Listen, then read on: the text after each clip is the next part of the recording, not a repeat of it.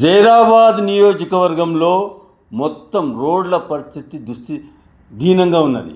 మరి పర్టికులర్గా తీసుకుంటే ఏంటంటే జైరాబాద్ నుండి కుంచారం పోయే రోడ్డు వయా రామ్నగర్, డబుల్ బెడ్రూమ్లు, షేకాపూర్, మల్చెమ్మ రోడ్ అయితే ఆ రోడ్డు మీద పోతే ఏంటంటే యమపురికి పోయినట్టునే అనిపిస్తుంది. అయితే గతంలో తీసుకుంటే ఏంటంటే ఈ రోడ్డుకు బీఆర్ఎస్ గవర్నమెంట్లు ఉన్నప్పుడు లాస్ట్ మూమెంట్ శాంక్షన్ అయ్యిండే. ఆ తర్వాత కాంగ్రెస్ వచ్చిన తర్వాత ఏంటంటే ఆ ఫండ్స్ని క్యాన్సిల్ చేసింది. ఆ రోడ్డుకు రిపేర్ చేయించేతగలేదు.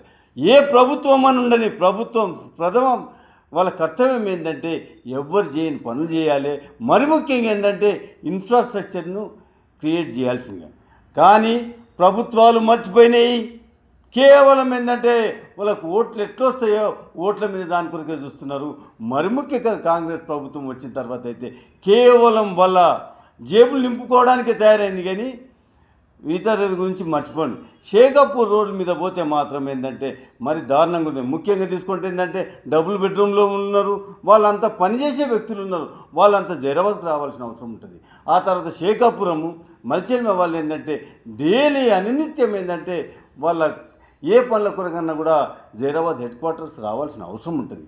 కానీ ఏంటంటే ఆ రోడ్డు మీద రావాలంటే చాలా దారుణం ఉంది. ఒకవేళ ఏదన్నా పేషెంట్లు కానీ ఆ రోడ్డు మీద వస్తే వాళ్ళు హాస్పిటల్ వచ్చే వరకు ఏంటంటే చనిపోవడం జరుగుతుంది. అది ఏంటంటే ఆ రోడ్డుకు అంతర్రాష్ట్ర రోడ్డు, ఎందుకంటే 2 రాష్ట్రాలను కలిపే రోడ్డు. ఆ రోడ్డుని ఏంటంటే తక్షణం రిపేర్ చేయాల్సిందిగా డిమాండ్ చేస్తున్నాము. లేని ఏడలు ఏంటంటే అందరం కలిసి ఆ రోడ్డు మీద కూర్చోవాల్సి వచ్చేటట్టుంది. కూర్చొని దాని మీద ప్రొటెస్ట్ మూవ్మెంట్ తీసుకుంటాం.